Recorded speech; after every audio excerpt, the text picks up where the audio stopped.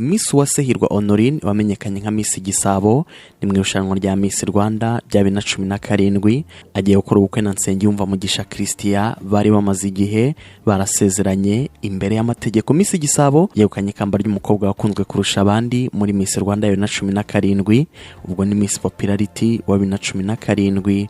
Abombi basezeranye imbere y'amategeko bemeranya kubana nk'umugabo n'umugore kwa 23 Gashyantare 2023, ubwo bahamyaga isezerano mu murenge wa Nyarugenge. Biteganijwe ko Miss Hirwa Honorine azasezerana n'umukunzi w'imbere y'Imana kwa 24 Kanama 2024. Mu gihe ibyo birori bizabanzirizwa n'imihango yo gusaba no gukwa izaba kwa 16 Kanama 2024. Aba bombi bamaze igihe kirenga imyaka 3 bakundana, cyane ko inkuru y'urukundo rwabo yatangiye kujya hanze mu mwaka wa 2022. Miss Uwase Hirwa Honorine yamaye cyane mu mwaka wa 2017 ubwo yitabiraga